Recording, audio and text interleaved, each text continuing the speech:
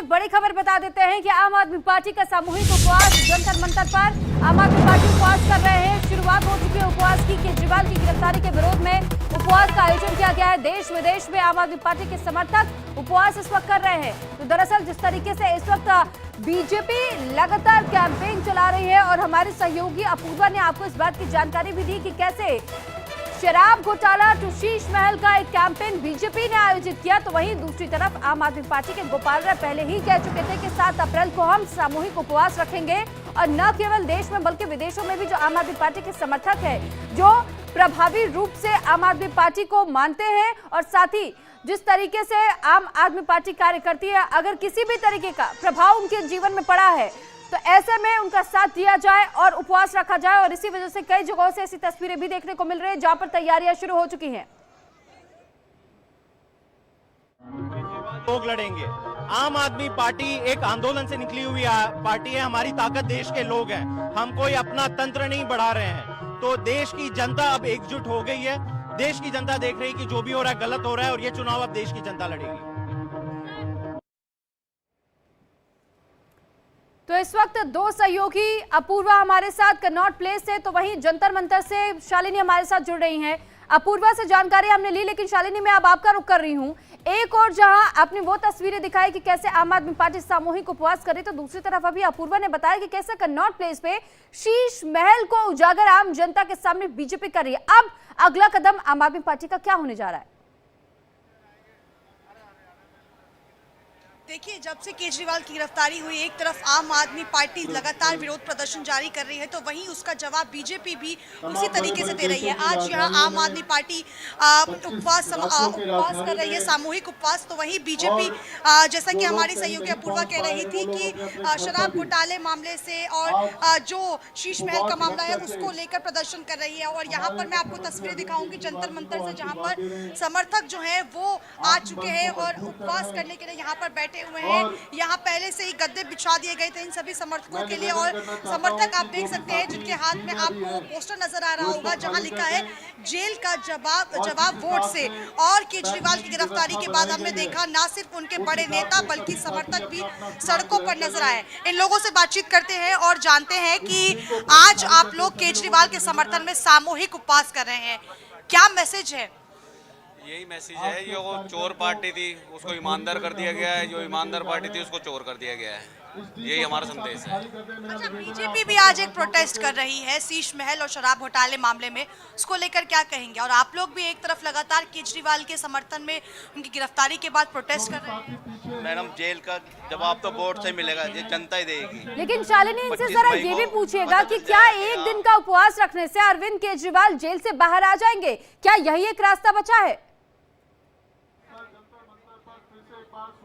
ये बताइए, क्या आपको लग रहा है कि एक दिन के सामूहिक उपवास से क्या जेल से बाहर आ जाएंगे अरविंद केजरीवाल? मैं अपने सीएम से ही कामना करती हूँ, प्रभु से ही कामना करती हूँ, प्रभु इनको शक्ति दे ताकि वो बाहर निकले और हम सबकी सेवा कर सके। मैं गुड़गांव से आई हूँ, शालिनी नायडू। मुझे काफी आशा है ईश्वर से, मैं हर रोज ईश्वर से ही प्रार्थना करती हूँ, प्रभु उन्हें शक्ति दे। अच्छा, ये बताइए, आज बीजेपी भी एक प्रोटेस्ट कर रही है और एक तरफ आप लोग भी आज सामूहिक उपवास करने के लिए बैठे हैं। बीजेपी का प्रोटेस्ट एक छलावा ही होता है हमेशा। कभी आज तक आपने ये सुना है कि सीएम को जेल में डाल दिया बिना किसी सबूत के? ये तो लोकतंत्र की टोटली हत्या की जा रही है। मतलब इतनी गुंडागर्दी, इतनी तानाशाही, अपने पावर का मिसयूज। ठीक है शालिनी, लौट आपके पास एक बार कनॉट प्लेस की तस्वीरें भी हम अपने दर्शकों को दिखा देते हैं। अपूर्वा, तस्वीरें भी दिखाइएगा और साथ ही ये भी बताइएगा, क्योंकि अभी जैसे शालिनी बात भी कर रही है आम आदमी पार्टी के कार्यकर्ताओं से। देखिए, एक दिन के उपवास से लाजमी है कि कुछ नहीं होना है, लेकिन फिर भी अगर सामूहिक उपवास रख के संदेश देने की कोशिश करते हैं और इसका प्रभाव अगर किसी क्षेत्र या किसी वर्ग पर पड़ता है, तो फिर बीजेपी के लिए क्या ये चुनौती साबित होगी? बिल्कुल, सबसे पहले आपको तस्वीरें मैं दिखाना चाहूंगी। यहाँ पर आप देख सकती हैं लगातार नारेबाजी की जा रही है कि अरविंद केजरीवाल इस्तीफा दो, अरविंद केजरीवाल इस्तीफा दो, चोर है भाई, चोर है, केजरीवाल चोर है, ऐसे तमाम नारे यहाँ पर लगाए जा रहे हैं। इसके अलावा तस्वीरें आप देख सकती हैं, शराब की जो बोतल है वो बनाई गई है और उसमें अरविंद केजरीवाल, मनीष सिसोदिया, संजय सिंह जो वरिष्ठ नेता है आम आदमी पार्टी के, उनकी तस्वीरें लगाई गई है। एक तरफ वीरेंद्र सचदेवा जो एक पूरा मॉडल लेकर आए हैं अरविंद केजरीवाल के बंगले का, जो तस्वीरें हमने आपको दिखाई थी, जिसमें उन्होंने ये दिखाया था कि अरविंद केजरीवाल का जो शीश महल है वो अंदर से कैसा दिखता है, कि कितनी बड़ी बैल्कनी है, कितने बड़े बेडरूम है, कितने बड़े ड्राइंग रूम है। तो ऐसे वो शीश महल, शराब से शीश महल तक का जो सफर है वो यहाँ पर बीजेपी की तरफ से दिखाया जा रहा है। वीरेंद्र सचदेवा ने वो मॉडल शीश महल का तो दिखा दिया, लेकिन गोपाल राय पिछले दिनों प्रेस कॉन्फ्रेंस करते हुए वो ये कह रहे थे कि ये क्यों बीजेपी भूल जाती है कि जिन पर दाग लगाने का काम बीजेपी ने किया उनको अपनी पार्टी में शामिल करते हुए कैसे अपने ही वॉशिंग पाउडर से धुल दिया जाता है, उसी वॉशिंग मशीन में डालकर उन्हें साफ कर दिया जाता है। फिर भ्रष्टाचारियों को कैसे मिटा रहे, वो तो अपनी पार्टी में शामिल कर रहे हैं।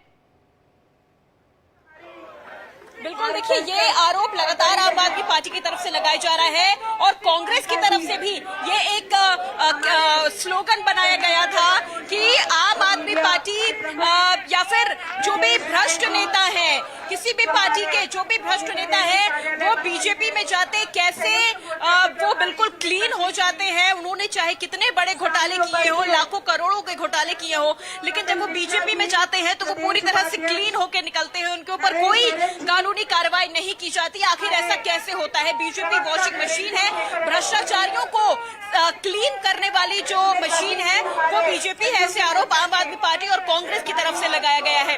वीरेंद्र सचदेवा जी से जब हमने बात की और हमने पूछा कि आज आम आदमी पार्टी सामूहिक उपवास का कार्यक्रम कर रही है, अरविंद केजरीवाल को आशीर्वाद देने के लिए कैंपेनिंग चलाई जा रही है, तब उन्होंने कहा कि उन्हें सामूहिक उपवास नहीं, सामूहिक उन्हें प्रायश्चित करना चाहिए कि उन्होंने इतने सालों से दिल्ली की जनता को जो लूटा है वो उन्हें प्रायश्चित करना चाहिए। आपको एक बार तस्वीरें दिखा देते हैं। बड़ी संख्या में बीजेपी के समर्थक और कार्यकर्ता यहाँ पर जुटे हुए हैं। अपने कैमरा पर्सन शिव भारद्वाज से कहूंगी कि तस्वीरें आपको दिखाएं। बड़ी संख्या में यहाँ पर लोग इकट्ठा हुए हैं और समर्थकों की तरफ से लगातार नारेबाजी भी की जा रही है, वो भी तस्वीरें आपको दिखाते हैं। और आप सामने देख सकती हैं कि ये जो बैनर्स लगाए गए हैं ये अरविंद केजरीवाल के शीश महल के अंदर के हैं कि वो कैसा दिखता है। दिल्ली की जनता से जो पैसा लूटा गया है उसके बाद अरविंद केजरीवाल ने किस तरह से अपने शीश महल को बनाया है, लाखों करोड़ों का। जी ठीक है अपूर्वा, लौट रही हूं मैं आपके पास। शालिनी का भी एक बार फिर रुक करना चाहूंगी। शालिनी, आप लोगों से वहां बात भी कर रही हैं, तस्वीरें भी दिखा रही है, लेकिन जरा ये भी बताइएगा क्योंकि इससे पहले अभी संजय सिंह ने जब प्रेस कॉन्फ्रेंस की थी तो उन्होंने एक तस्वीर सबके सामने साझा की थी और ये कहा था कि जिस पर सबसे पहले आरोप लगाया गया, बाप और बेटे जब दोनों से पूछताछ ईडी की टीमों ने की थी तो उनके बयान 9 से 10 बार में नहीं बदले, लेकिन अचानक से उनके बयान बदलते हैं और उसके बाद वो जेल से बाहर आ जाते, उन्हें पार्टी टिकट भी देती है और उसके बाद इलेक्टोरल बॉन्ड में भी उनका नाम सामने आता है। तो आखिर ये कैसी राजनीति हो रही है इस वक्त देश में?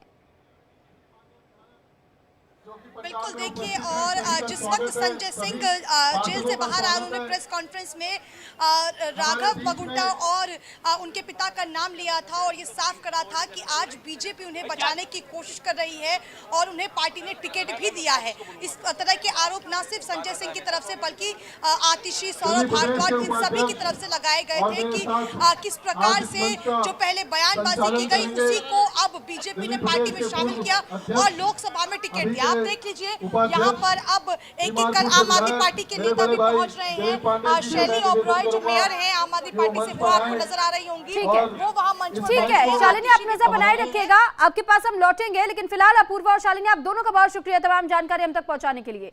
तो एक तरफ जहां शराब घोटाले पर दिल्ली की सियासत इस वक्त हाई है तो वहीं लोकसभा